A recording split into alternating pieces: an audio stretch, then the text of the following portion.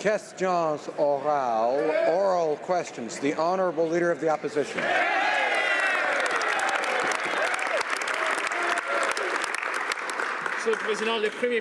Mr. Speaker, the Prime Minister promised to balance the budget next year, but now he's admitted that we're going to have a huge deficit. The Parliamentary Budget Officer announced today that the deficit could hit $11 billion more than what originally had been announced by the Prime Minister. If that's true, it would increase the deficit to $30 billion per year. Not only did the Prime Minister say that he would balance the budget, so why has he misled Canadians with regard to the deficit? The Right Honourable the Prime Minister. Mr. Speaker, here are the benefits of a real economic plan. We have the lowest unemployment rate in 40 years. We have added 700,000 new jobs in the last 2 years, and each family has about $2,000 more in its pockets than under the Conservatives. We have a plan to invest in the middle class to help grow the economy. For 10 years, the Conservatives had very bad economic performance, a bad economic growth. We promised Canadians we would deliver, and we did. Simply not the case. But here is what the Prime Minister said about deficits during the last election. He said, quote, that his plan to get back to balanced budgets was very set in stone, and that he was looking straight at Canadians and being honest. The budget will be balanced in 2019. Now we found out a couple weeks ago that that was not the case, that he had smashed through his promise and had racked up massive deficits of almost $20 billion. But if that wasn't bad enough, today we find out that it's going to be even worse. Almost $30 billion next year. Why did the Prime Minister mislead Canadians in the last election? Right Honourable Prime Minister. In the last election, Mr. Speaker, we made a promise to Canadians that we would invest in the middle class and grow the economy, because for 10 years they had had a Conservative government under Stephen Harper that gave benefits and advantages to the wealthiest and didn't have growth to show for it. So we took a 1% growth rate under the Conservatives, turned it into a 3% growth rate. We created 700,000 new jobs over the past 3 years, and right now have the lowest unemployment rate in recorded history in Canada. We are moving forward on a way that invests in Canadians and builds for their... The Honourable Leader of the Opposition. Well, Mr. Speaker, this Prime Minister's record is actually very clear. He's raised taxes on the middle class, but given those who have inherited great wealth through trust funds, he's protected their assets. It's no wonder that the Prime Minister doesn't worry about the impacts of his irresponsible spending, Mr. Speaker. He's never had to worry about money. But Canadians are worried about the legacy of deficits that he is placing on their shoulders. Does he really believe that Canadians don't understand that they're on the hook for his irresponsible spending? Right Honourable Prime Minister. Mr. Speaker, they want to talk legacy of debts. They added $150 billion to Canada's national debt but this is the kicker, with nothing to show for it. The lowest growth rate under the Conservatives since the Great Depression. We came forward with a positive plan to invest in Canadians, and that's what we did. And you know what, Mr. Speaker? It's working. Our plan has delivered the lowest unemployment in 40 years, has created 700,000 new jobs. The Conservatives have no plan other than the failed policies of Stephen Harper.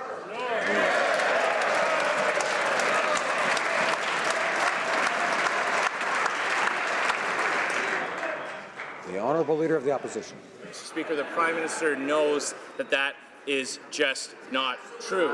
The previous Conservative government got through a global recession and came roaring back with the greatest job growth in the G7. That's the situation that he inherited. He inherited great fortune, Mr. Speaker, and not just personally. A global booming economy lifting up Canada. And what did he do with that? He squandered it. He's racked up now almost $30 billion worth of just deficits alone. Canadians are going to have to pay that back. Will he finally admit that his budget is spiraling out of control and that under his watch deficits are here to stay? Right Honourable Prime Minister. Mr. Speaker, what the Conservatives continue to not understand is their efforts to phonily balance the budget just in time for the election, cut millions from veterans by closing their service centres, cut millions from hardworking Canadians from coast to coast to coast, whether it's the Canadian Border Services Agency, whether it's hardworking Canadians getting short shrift by their cuts to programs. Mr. Speaker, their obsession with providing a phony balance for an election hurt Canadians. We invested in Canadians and have the positive results to show for it. They had no plan.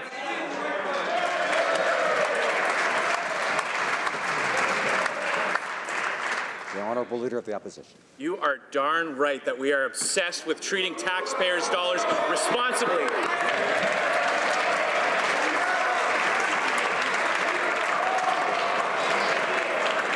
Order.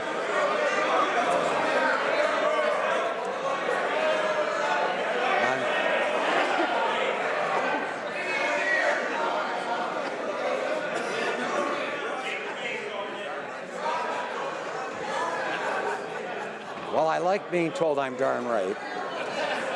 Doesn't happen very often. I don't think the Honourable Leader was referring to me, so I'd ask the Honourable Leader of the Opposition to direct his comments to the Chair.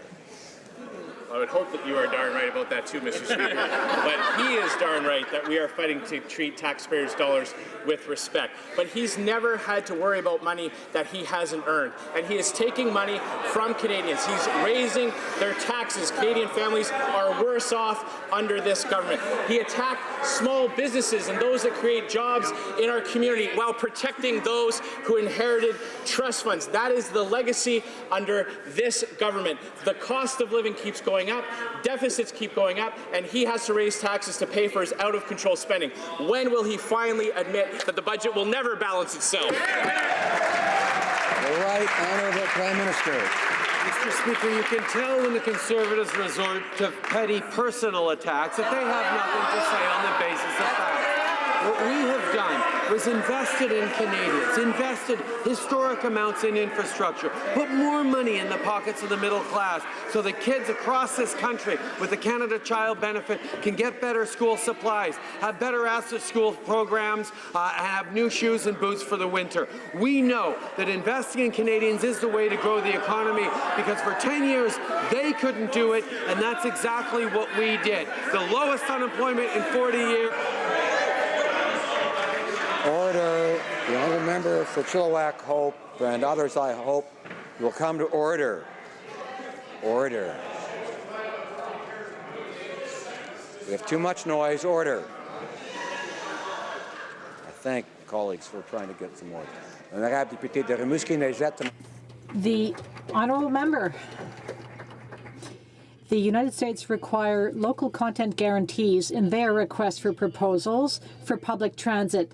Same with China. But Canada? Well, it seems there's nothing we can do. Our hands are tied by trade deals. That's ridiculous. And we see once again that Quebec Liberal MPs don't have much influence. The United States require a minimum threshold of 65% of local content and that the final assembly be carried out on U.S. territory. But they've signed the same trade agreements we have. So why are the Liberals backing down when it comes to defending the rights of Canadians? We are investing hundreds of millions of dollars of taxpayers' money, and when we do so, we want the best deal for all Quebecers and Canadians. When companies take part in requests for proposals, they're involved from the start. What the Conservatives are asking for is for political interference, which will be bad for Canadians. That's unacceptable. We recognize Canadian expertise in transportation, and we are convinced that we have the best workers in the world. That's why we are always going to support them, Mr. Speaker. The Honourable Member. Of paper. The Prime Minister doesn't know this file. The Prime Minister doesn't know the position of his own government. Let's try this. Let's try this. This morning, the Canadian Union of Postal Workers filed with Ontario's Superior Court to challenge a legislation that forced its members back to work without a collective agreement. You know what, Mr. Speaker? They've been down that road before, and they have won. This Prime Minister has painted himself as the Labour. But where's the proof of this when he's willing to trample on Labour's constitutional right to ensure bottom line profits to companies and corporations? How is this, Prime Minister, different from Stephen Harper? The Right Honourable the Prime Minister. The anti-labor legislation passed by Stephen Harper, 575 and 377. We know that those are the things that matter to labor. And for the past 3 years, we have worked constructively with organized labor across this country, showing meaningful progress and understanding the tripartite principles that means labor, government, and industry and industry work together to create better opportunities for the middle class. We have been a solid partner to labor. We will continue to do that. We will take no lessons from the NDP. The honourable member for Joliette. The more things change, the more they stay the same. As with the Conservatives in 2011, the Liberals have imposed back-to-work legislation on Canada Post employees. As with the Conservative legislation, the Liberal legislation is being challenged before the courts. By imitating the Conservatives, the Liberals are showing us that they are the party of corporations, not of labour. Aren't the Liberals ashamed that they are doing exactly the same thing the Conservatives did and are denying the right to postal workers to free collective bargaining? The Right Honourable the Prime Minister. We've done everything to encourage Canada Post and the union to negotiate a new collective agreement. We hired mediators and then a special mediator, and then we asked them to agree to voluntary arbitration, but the two parties did not agree. We only tabled a bill when every recourse had been exhausted. We appointed Ms. Elizabeth McPherson as the arbiter. She has 90 days to work with the parties to settle all outstanding litigation. That you trampled on their charter rights.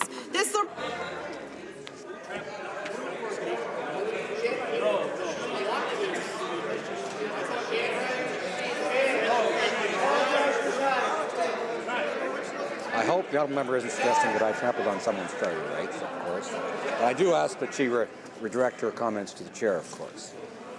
Through you, Mr. Chair, the Prime Minister is trampling on collective bargaining rights. This Liberal government refused to award a $1 billion contract to build new Via Rail trains to Canada's Bombardier. Instead, they awarded the contract to a German, California-based company, Siemens. Why? Because the Liberals know that using Canadian companies for procurement can get us sued by the EU under the investor state provisions in CETA. When Liberals called CETA a gold standard in trade, Canadians had no idea that meant giving away their jobs to foreign companies. Why do Liberals and Conservatives keep signing us on to trade deals that hand good-paying jobs to other countries? The Right Honourable Prime Minister. Mr. Speaker, we are proud of our Canadian workers and our companies, and indeed, we know they can successfully compete right around the world. And signing trade deals allows us to access procurement opportunities around the world so we can see things like Bombardier trains in Africa, in Asia, and around the world. We will continue to promote the extraordinary quality of work that is done by Canadian companies around the world. We know that as we engage in trade, we create better opportunities for our workers, better opportunities for all Canadians. Honourable member for Milton. Mr. Speaker, long ago in a galaxy far, far away, the Prime Minister wrote a mandate letter to the Minister of Finance. And what he said was, I expect Canadians to hold us accountable for delivery of these commitments, and I expect ministers to do their part. And the #1 priority for the Minister of Finance was to make sure Canada's finances are sound by respecting a balanced budget in 2019. Mr. Speaker, troubling news out of the Parliamentary Budget Officer's report indicates that we could be looking at another $11 billion next year in deficit, which would be, if true, almost $30 billion. Mr. Speaker, my question to the Prime Minister is this. Does he still believe budgets will balance? Honourable Parliamentary Secretary to the Minister of Finance. Mr. Speaker, our plan and our commitment to Canadians was to grow the economy and ensure that our economy worked for all. Unfortunately, Mr. Speaker, after 10 years of failed Conservative policies, we saw low unemployment rates, we didn't see growth, but thanks to our plan and our Prime Minister's leadership, we have seen wages grow, we have seen the lowest unemployment rate on record, and as a result, we have the best financials in the G7. We won't take the economy.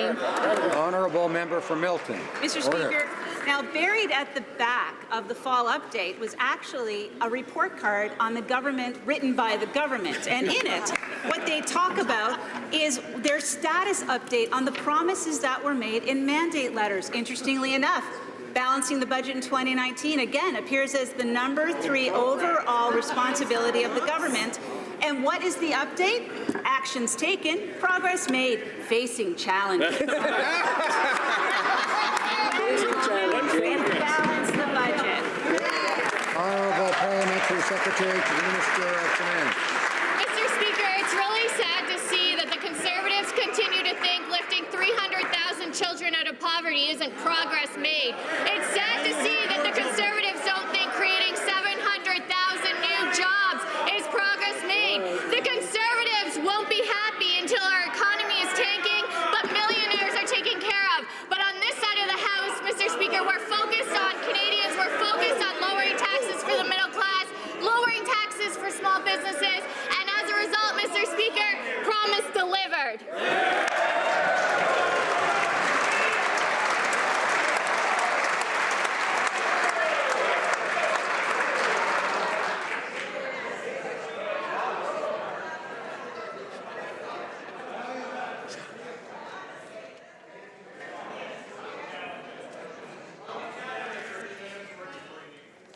Allowed. Order. The Honourable Member for Richmond, Arthabaska. Mr. Speaker, the Parliamentary Budget Officer has just unveiled his new fall report, and the situation is even worse than what was expected. For next year alone, and we haven't even started 2019, we already know that the 2019 deficit will be 11 billion higher than expected for a total of $30 billion. This is a huge amount, which adds to the deficit of the 3 previous years. My question is simple: when will the government balance the budget? And the Conservatives don't want to take the facts as good enough, because the fact is our debt to GDP ratio is steadily on the downward track. A typical Canadian family is $2,000 better off under our plan. We have, by the investments we've made, we've seen that over 700,000 new jobs created. Mr. Speaker, we have one of the best records in the G7, but the Conservatives don't get it. Their failed plan under Stephen Harper didn't work, and they continue to have no plan to really grow the economy and create an economy that works. The Honourable Member for Richmond, Arthabaska. Mr. Speaker, allow me to do a bit of math with the Parliamentary Secretary. Accumulated deficits since the beginning of the Liberal mandate represent $100 billion. What is that? What can that get you? Well, that can get you 20 connections between Quebec and Lévis, hundreds of Ottawa Sens arenas, $1 million worth of repairs to Canadian roads, or 60 return trips on the Trans-Canada Highway from coast to coast. The Honourable Parliamentary Secretary. Mr. Speaker, if the Conservatives want to talk math, let's talk math. They had $150 billion in debt, and what did we get? Fake lakes and gazebos? They also had a steady GDP growth rate of 1% when they left office. When we came into office with our economic plan, we're seeing the growth rate at 3%. Our investments are to grow a more fair economy. We're reducing taxes on the middle class. We're reducing taxes for small businesses. We take no math lessons from the Conservatives.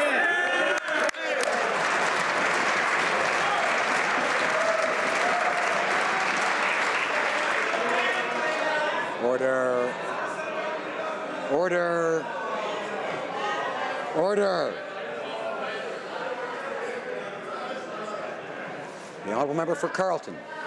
Well, math lessons are precisely what this Prime Minister needs. Let's start with his promise. He said next year the deficit would be 0. And then in the fall update, he said it would be almost $20 billion. And now today, the Parliamentary Budget Officer confirms it could be another $11 billion on top of that. for a grand total of almost $30 billion in 1 year, the year when the budget was supposed to balance itself. Right. Will he finally admit that his deficit is spiraling right out of control? Parliamentary Secretary. Mr. Speaker, I must correct the record. When the Conservatives left office, they added $150 billion to the debt, and they couldn't balance the budget. And on top of that, their plan was austerity and cuts on the backs of people like our veterans. Mr. Speaker, Canadians had a choice in 2015, and they chose a plan that put Canadians first and not conservative millionaires. As a result, we're reducing taxes on the middle class, we're lowering taxes for small businesses, and as a result, we're seeing the best growth that we've seen in decades, unlike the Conservatives.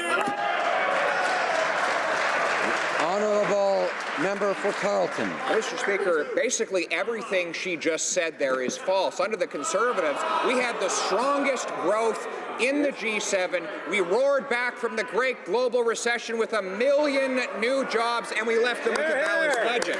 So now that they're done stating falsehoods about our record, let's tell the truth about their record. They are adding deficits this year 3 times the rate they promised, and next year threatens to be even bigger.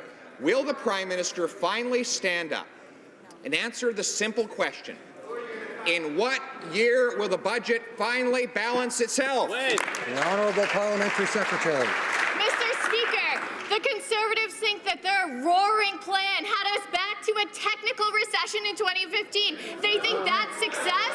On the other hand, Mr. Speaker, we knew that creating the right kinds of investments in Canadians was the best way to get our economy growing. And as a result, our plan is working. We've seen over 700,000 jobs created. We've seen lower taxes for a typical middle-class family. They're going to be $2,000 better off. We've seen wages grow after being anemic under the Conservatives. Mr. Speaker, the Conservatives' plan is not...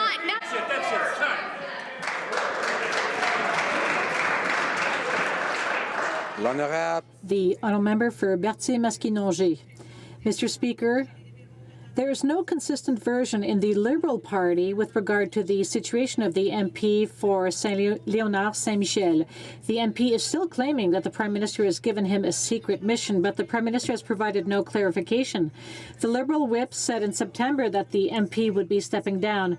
Representing Canadians' lives at the heart of our work. By today, the member for Saint-Léonard Saint-Michel has not set foot in this House since June. Can anyone on the other side of this House tell us the truth and what exactly the MP for Saint-Léonard Saint-Michel is doing? The honourable member. Mr. Speaker, every member of Parliament is accountable to his or her constituents for their work in Ottawa. The MP has stated publicly what his intentions are and has shared what issues he will be working on for his constituency. I have seen him today, Mr. Speaker. Order, order. He's making a list. Order. Just nodding nicely, Keep that in mind. Order. The honourable member for Timmins, James Bay. Thank you. Mr. Speaker, the member for Saint-Léonard Saint-Michel alleged in the House this morning that the Prime Minister's office interfered with his attempt to resign. He also stated that the reason he has been so quiet is that the Prime Minister has tasked him with a special duty that overrides his obligation to Parliament while he still runs a business on the side. That makes this an issue of government business. So will the Prime Minister explain to us what is this top secret project, and did his office attempt to interfere with his efforts to resign his position? The Honourable Government House Leader. We recognize that every member of Parliament is responsible to their constituents for their work in Ottawa. The member in question has publicly indicated his intention and has shared the issues on which he will be working on behalf of his community. Thank you, Mr. Speaker. The Honourable Member for Brantford-Brant. Mismanagement by the Minister of Veterans Affairs has created massive backlogs of disability claims. We've known this for over a year, yet the backlog continues to get worse. The minister likes to compare his transition from TV host to minister with that of injured veterans struggling to rejoin the civilian world. But unlike veterans, he's never been made to wait in an endless line by the very government he had to pledge his life to. The minister owes veterans an apology. The Honourable Minister of Veterans Affairs. Mr. Speaker, we had an announcement yesterday that built on our government's commitment to easing the transition between military life and the veteran's life. And like I said then, I know enough about the military to know that I would never compare my experience to that of a veteran. But I will say it gave me a peek into that window. And that fuels what I do. That fuels what I do and my mission, this government's mission, to make life better for veterans and for their families. We need to make sure that the supports are in place to help them with that transition, and yesterday's announcement is what that was all about, Mr. Speaker. That's right. Alors.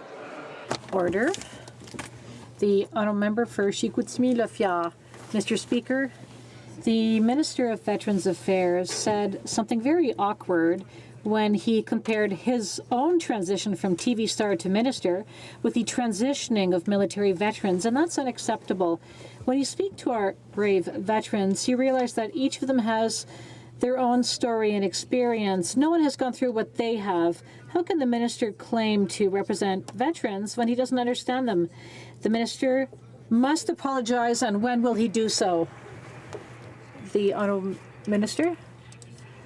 Our government has made a commitment to helping veterans transition to civilian life. I know enough about the military to never claim exactly what veterans go through when they transition, but I've learned from their experiences. This year I organized public town halls throughout the country, and I've listened to the challenges they face when they transition. So we must give them the support they need to support them, and that's exactly what we are doing. To compare the plight of veterans transitioning out of Canada's military for issues related to PTSD, and by the way, Minister, PTSD doesn't stand for post-tele. Order. I've had to ask members several times today, of course, to direct their comments to the chair and not to people on the opposite side or even on their own side. The Honourable Member for Barrie Innisfil. Yes, to compare the plight of veterans transitioning out of Canada's military's issues related to PTSD, occupational stress, or injury to his own circumstances, transitioning out of television broadcasting is ridiculous. I asked the Minister of Veterans Affairs how many times did he come close to being shot, or worse yet, witness a comrade who was shot or blown up by an IED. The reaction from the veterans community was disbelief. Will the Minister apologize to Canada's veterans? The Honourable Minister. Speaker, I wish I could say I was surprised that the member opposite would rather make personal attacks than talk about the new transition group. But I'm going to take advantage of this opportunity to talk about ensuring a seamless transition to post-military life is essential to the well-being of veterans and their families. The transition group will improve the transition services with personalized guided support and special care for those who are ill and injured. We will not be distracted in our mission to veterans and their families, Mr. Speaker. Honourable Member for Barrie Innisfil. Mr. Speaker, the minister needs to apologize to veterans for the shameless attack on them. To compare his experience transitioning out of television to those who are transitioning out of Canada's military is shameless. I'm going to give the minister one more chance. Will he apologize to Canada's veterans for saying that he understands what transitioning is like because he transitioned out of television and not Canada's military? The Honourable Minister of Veterans Affairs. I imagine for anyone who is suffering from mental illness or, is struggling with asking for help, that this room is just about your worst nightmare. Shouts about comparing yourself to others or who do you think you are, or misconstruing comments. I have always said I would never compare my experience to a veteran's experience, nor would I compare it to anybody else's, nor would I compare it to the 1/4 or 1/5 of members in this chamber who are suffering or will suffer. But, Mr. Speaker, I say to Canadians, and especially veterans, if you need help, please ignore what you hear in this place. Most people are kind, and they've got your back. Thank you, Mr. Speaker. Alors. Order. The Honourable Member for Hochelaga. Mr. Speaker, the opioid crisis claims more victims with each passing day. The situation's worsening in Montreal and elsewhere, and the Liberals claim to be doing everything in their power to tackle the crisis, but it's not true. They could be doing so much more. Will the Liberals finally declare, as the NDP has been demanding for 2 years now, that this is a national public health emergency and invest more to truly solve the problem? The Honourable Minister of Health. Thank you, Mr. Speaker. We take this crisis very seriously. We're taking responsibility. We're making huge investments with the provinces and territories. We recognize that Canadians need services in the field, and that's why we're finalizing bilateral agreements with the provinces and territories so there are more resources out there in the field. Declaring a public health emergency would not give us any further tools, and that's why we haven't done so. Thank you, Mr. Speaker. Mr. Speaker, the number of Canadian lives lost to the opioid epidemic is sobering, staggering, and growing. New Democrats have offered 5 positive proposals to tackle this escalating crisis. Declare a national public health emergency, fund overdose prevention sites, invest more in treatment, decriminalize and medically regulate supply, and hold opioid manufacturers to account. Given that opioid deaths have risen every single year of this government's term, why won't Liberals act on these proposals to save lives? Minister of Health. Thank you very much, Mr. Speaker. Mr. Speaker, once again, we recognize that we are facing a public health crisis when it comes to the opioid epidemic, and our government has been taking actions. We continue to work with provinces and territories. We've made significant investments in the area of harm reduction, and we are also in the process of negotiating bilateral agreements with provinces and territories. We want to ensure that there are more services on the ground, let it be providing funding for supervised consumption sites or any other services that provinces need. We are a partner at the federal level, and we will continue to work with individuals on the ground. Thank you, Mr. Speaker. Honourable Member for Willowdale. Mr. Speaker, there is no resource more precious to the residents of Toronto than Lake Ontario. Yet last week, the Government of Ontario unexpectedly fired the provincial appointees to the board of Waterfront Toronto. For over a decade, Waterfront Toronto has spearheaded the revitalization of the waterfront area by developing parks, streets, and new neighborhoods with affordable housing. The rash dismissal of the chair of the board of the waterfront has everyone in Toronto worried and concerned. So I'd like to ask the minister. The time has concluded, and I don't hear something that relates to the responsibility of the government. So I'm going to go on. Excuse me. The Honourable Member for Charlebourg-Haute-Saint-Charles. Mr. Speaker, those who fought with ISIS should be held responsible for their crimes. The Prime Minister should have come up with a plan to put these murderers behind bars, but he failed to do so. Instead, he serves up lame excuses and throws in the towel.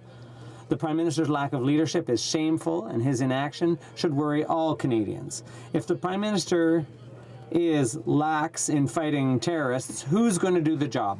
Safety. Mr. Speaker, those who have abandoned Canadian democracy to travel to a war zone and engage with terrorists need to take full responsibility for their criminal conduct. Our intelligence, security, and police agencies will investigate terrorists by all possible means with the absolute goal of charging, prosecuting, and putting them in jail to the full extent of the law, Mr. Speaker, and we have done that more so than our predecessors. The Honourable Member for Calgary Nose Hill. Those are pretty tough words for somebody who hasn't got the job done, Mr. Speaker. The reality is that this government has tabled legislation that makes it more difficult for law enforcement officials to do their jobs. Absolutely. They have invested in de-radicalization as opposed to trying to get these people behind bars where they belong. Mr. Speaker, they just tabled a report in Parliament where half of the whole 5 pages of their grand plan were excuses as to why they can't do anything. It's their job to keep Canadians safe, not to respect the feelings or poetry lessons of ISIS terrorists. When will this government get serious and lock up these genocidal maniacs?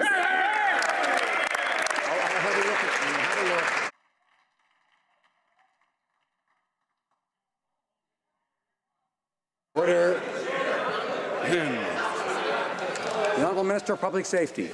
Thank you, Mr. Speaker. In case you missed it, every aspect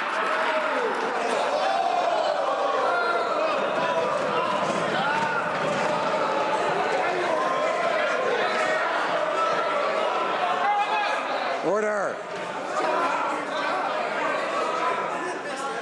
I'll invite all members to show respect for this place and for the chair. The Honourable Minister of Public Safety. Thank you, Mr. Speaker. I simply want to point out that every aspect of the preamble to that question is bogus and false. The fact of the matter is, with respect to returnees from those war zones, under the previous government, under whom most of them returned, not a single charge was laid, Mr. Speaker. Not one! Under our government in the past 3 years, we've identified 4 cases, we've charged 4, we've convicted 2, and 2 others are pending. Yes.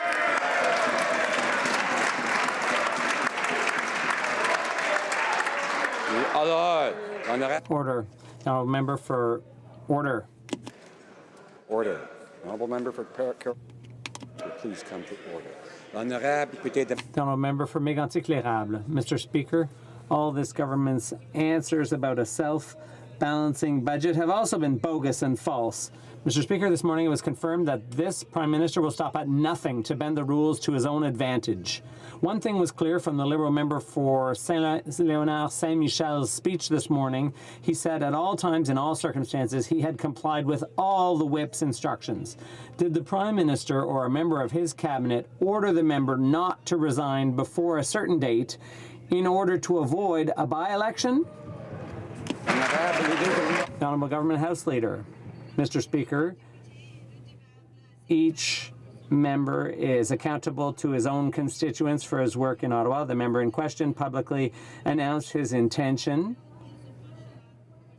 to and indicated what work he would be doing on behalf of his community. Thank you, Mr. Speaker. The Liberal member for Saint-Léonard Saint-Michel broke his silence today and confessed that even though he announced he was resigning in April, someone else decided he should wait until January 22nd to make it official. The Liberals' new Election Act states that the Prime Minister doesn't have to call a by-election for any seats that become vacant after January 21st. What a coincidence. Why has the Prime Minister rigged the date of the member's resignation to keep the people for Saint-Léonard Saint-Michel from having the by-election that they deserve? The Honourable Government House Leader. Parliament is responsible to their constituents for their work in Ottawa. The member in question has publicly indicated his intention and has shared the issues on which he will be working on behalf of his community. Thank you, Mr. Speaker. The Honourable member for Sherbrooke. Mr. Speaker, for 3 years now, the Liberals have been saying they're working hard to fight tax evasion and tax havens. But nothing has changed, and everyone knows it's all a smokescreen. The Revenue Minister herself accepted a donation from an influential Liberal whose name appears in the Paradise Papers. Suddenly it all starts to make sense. You don't bite the hand that feeds you, or that funds you. What signal does the Minister responsible for CRA think it sends Canadians when she accepts money from people implicated in the Paradise Papers? Minister of National Revenue. Mr. Speaker, what my colleague is attempting to do is indirectly link me to the Paradise Papers. If he wants to play that game, I would invite him to look in his own backyard, Mr. Speaker. Mr. Singh and Mr. Mulcair and the member for Timmins James Bay and Skeena Bulkley Valley all accepted donations from individuals whose names appear in the Paradise Papers. In my riding, I'm going to concentrate on what we do best, which is combat tax evasion. Honourable member for order.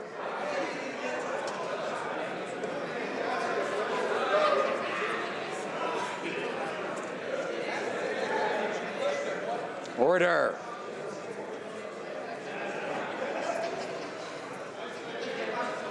Could have a shorter question period, I suppose. The Honourable Member for Windsor-Tecumseh. Mr. Speaker, we're approaching the one-year anniversary since the Liberals announced their intent to create a Canadian ombudsperson for a responsible enterprise. 1 year, no ombudsperson, no mandate. Yet again, it looks like the Liberals just wanted to hold a nice press conference and that would be it. Canadian Supreme Court decisions, modern slavery legislation abroad, they're advancing corporate responsibility, and still no action from this Liberal government. What's the point of making an announcement when nothing happens for a year? The Honourable Minister of International Trade. Speaker, the honourable member will be pleased to know that corporate social responsibility is a very important matter for this government and for all members of the House. They know that the practices of Canadian corporations overseas are a subject of interest to this government and certainly to other members opposite, including the one who just asked the question. Very soon, we will have the pleasure of announcing the successful candidate in a competition that has shown there is great interest from coast to coast to coast in this very important job. The honourable member for Haliburton, Kawartha Lakes, Brock. Mr. Speaker, Northern Gateway approved by Conservatives and then killed by Liberals. The Liberals then put a double standard against Energy East, killing that project. They failed on the Trans Mountain expansion, bought it, and now not one shovel in the ground. Billions of dollars in GDP and hundreds of thousands of jobs gone or in jeopardy. Investment is fleeing the country. This is the record of the Prime Minister's failed oil and gas sector policies. And if that wasn't enough, we have the Liberal No More Pipelines bill. Will the Prime Minister deliver a Christmas miracle and kill Bill C-69? The Minister of Natural Resources.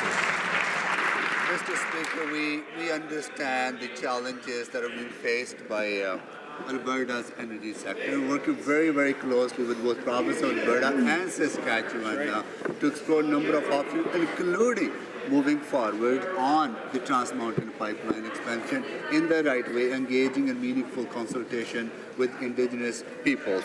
We are the government, Mr. Speaker, that invested $4.5 billion to save that pipeline, and every member of that party voted against that. Thank you, Mr. Speaker. The honourable member for Lakeland.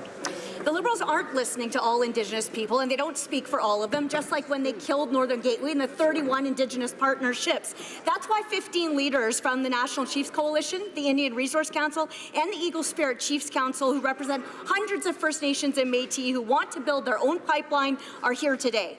The Liberals' oil export ban, C-48, and their No More Pipelines, Bill C-69, block their way. If the Liberals keep ignoring provinces, economists, and industry, will they at least listen to those leaders and to most Treaty 7 chiefs? And will they kill their No More Pipelines Bill C-69? Yes or no? Honourable Minister of Transport. Mr. Speaker, our natural resource sector is an important source of good middle-class jobs for all Canadians. We remain committed to a renewed relationship with Indigenous peoples based on recognition, respect, cooperation, and partnership. And I'm delighted to report that many chiefs and leaders of BC coastal First Nations were here last week in Ottawa to express support for Bill C-48 and to express concerns about efforts by, quote, people claiming to represent a unified voice in the Northwest whose intentions are to undermine the implementation of the moratorium. The honourable member for Edmonton Riverbend. We got a whole list of people, Mr. Speaker, who are against those two bills. First, the Transport Minister claims he's never heard the concerns of the transportation industry about the Liberal carbon tax. Today, when Air Canada and WestJet expressed their concerns again, supported the idea of the study of the harm of the carbon tax, the Liberal members voted it down. They're hiding the environmental impact assessment. They're ignoring calls from the premiers to cancel the carbon tax. So why are they now blocking businesses from being able to talk about this job-killing carbon tax? Honourable Parliamentary Secretary to the Minister of Environment. Speaker, on our side of the House, we do not believe that pollution should be free. We are moving forward with a plan that's going to put a price on pollution and leave families better off at the end of the day. Mr. Speaker, I understand that the Conservatives don't want to take meaningful action on climate change, but I can't figure out why they insist that families they represent don't get this money. If they want to continue to dig in and avoid taking action on climate change, I'm going to be happy to continue this debate on this side of the House after the next election. The honourable member for Whitby. Mr. Speaker, yesterday marked the last day of 16 days of activism against gender-based violence. Over the past 16 days, we have reflected on the lives of survivors of violence and the lives of those we have lost. During this time, we also thought about the role we can all play to prevent and address gender-based violence, strengthen our communities, and build a better Canada. Can the Minister of Status of Women update this House on the actions our government is taking to end gender-based violence and build resilience? The Honourable Minister. I thank my honourable colleague from Whitby who knows that gender-based violence is preventable, and yet when we formed government there was no coordinated strategy to address it. Women's organizations were underfunded and their advocacy was silenced. Our government worked with survivors and experts to develop Canada's first strategy to address and prevent gender-based violence. We invested over $200 million to help implement it. Yesterday, we launched a call to support critical research to better understand gender-based violence. The first public call for research from Status of Women since the Harper Conservatives shut down its research branch in 2008. The Honourable Member for Red Deer-Lacombe. Mr. Speaker, the pain Tory Stafford's family had to endure when they lost their daughter is unthinkable, but the pain they've had to endure since then is absolutely outrageous. The Liberals refused to back down after they sanctioned the transfer of Terry Lynn McClintock to a resort-style healing lodge. Now they're justifying Michael Rafferty's transfer to a medium-security facility, which they deliberately concealed from Tory's family. It's clear that the interests of child killers are more important to these Liberals than the interests of victims and their families. Why is this Liberal government putting Tory's family through hell? Haven't they already been through enough? The Honourable Minister of Public Safety. Mr. Speaker, let me just point out that Rafferty is in a federal penitentiary with 2 fences, 3.5 meters high, 3 guard towers, human patrols, electronic surveillance.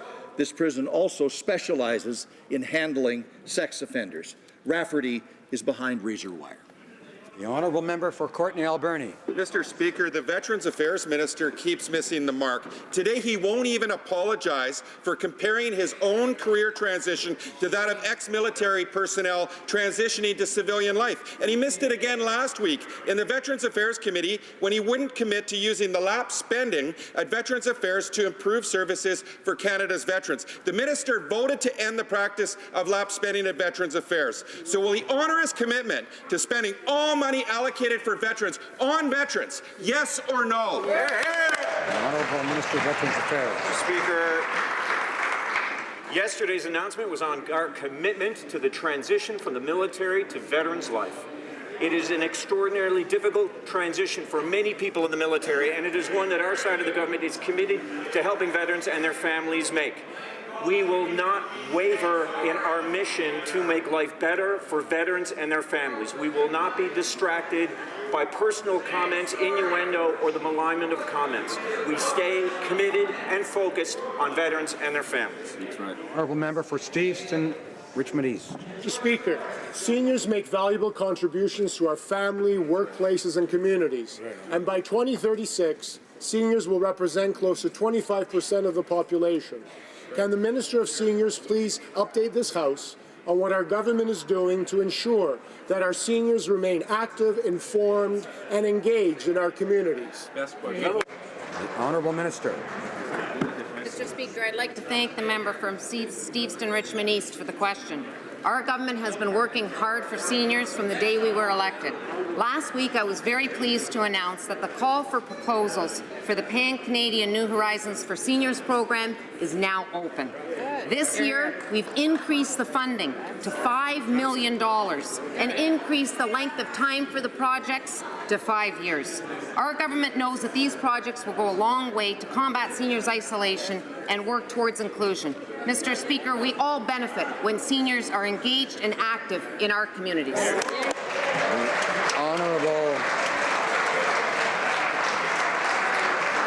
Honourable Member for Barrie Innisfil. At the Veterans Affairs Committee last Thursday, the Minister of Veterans Affairs continued his attack on veteran Sean Bruea when questioned why he publicly shamed Bruea in the media. He suggested Bruea's complaints about the Liberals were a result of mental health issues and anxiety. The minister was defending his decision to shame Bruea after Bruea dared question the Liberal Pension for Life scheme that Finance Department officials confirmed involves no new money. Since the minister publicly attacked Sean Bruea, will he publicly apologize for his personal attack on Mr. Bruea? The minister. The member well knows it's a case before the court, so no, I will not comment. But let me make a comment on Pension for Life, which the honourable member has, I think, has maligned.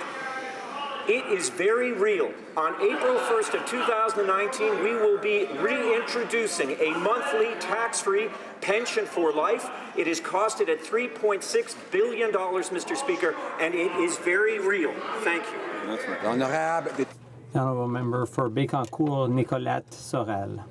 Mr. Speaker, Via Rail prefers to give a $1 billion contract to a German multinational than to a Quebec company. The Transport Minister could have done 3 things for Quebec workers. He could have told Bombardier about the Siemens offer. He could have included a local economic spin-off as a contract awarding criterion. And he could have cancelled the RFP and started the process all over again. But he did nothing. Will the minister require VIA to revisit its decision and give Bombardier a chance to get the contract? Or is he going to stand by and let VIA announce on Friday that they're giving the contract to Germany? The Honourable Minister of Transport. Mr. Speaker, when awarding hundreds or millions or billions of Canadians' taxpayer dollars, we proceed carefully. When companies take part in an RFP, they know the criteria, the specific criteria, and the process from the get-go. What the opposition is asking us to do is politically interfere and to break our own laws, and that's unacceptable, Mr. Speaker. The honourable member for Rivière-du-Nord. Mr. Speaker, $100 billion for shipbuilding and practically nothing for Davie Shipyards. Billions for Trans Mountain, for Muskrat Falls, for the auto sector in Ontario. And now, Via Rail is going to give a $1 billion train contract to a German multinational instead of a Quebec company. And Ottawa isn't lifting a finger. But the Transport Minister could do something. What's the point of having a transport minister? Why is he abandoning Bombardier's workers in La Pocatière? The Honourable Minister of Transport. Mr. Speaker, as we all know, Bombardier had the opportunity. It's a multinational player. They sell trains to Israel, India, Africa, and other places, even in the U.S. That's how it works. That's how international trade works. When you have a free trade deal, you have to respect the rules. If the Bloc has trouble understanding that concept, well, that's their problem. Let's all be grown-ups and represent our government. Thank you, Mr. Speaker. My question's for the Minister of Northern Affairs. Yesterday, Canada finally announced changes to the Nutrition North program. The additional funding and other changes are welcome. However, they have failed to fix the biggest problem with the program, its transparency and accountability. For example, the department has admitted the program subsidy received by some retailers higher than the freight rate that they are paying, which is why Nunavut believes some retailers are unjustly profiting from the subsidy. Will the minister commit to finally fixing this problem before the spring budget? Thank you, Mr. Speaker. The Honourable Minister.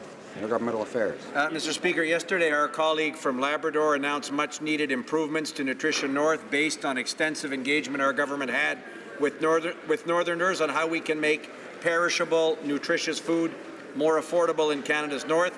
As colleagues will know, the fall economic statement added $62.6 million of additional funding, but I absolutely share my colleague's concern with the need to add increased transparency. I've talked to him about that. I've talked to Northern Premiers about that, Mr. Speaker. We will bring more and further changes, and we'll start with the new Crown Inuit Working Group on Food Security.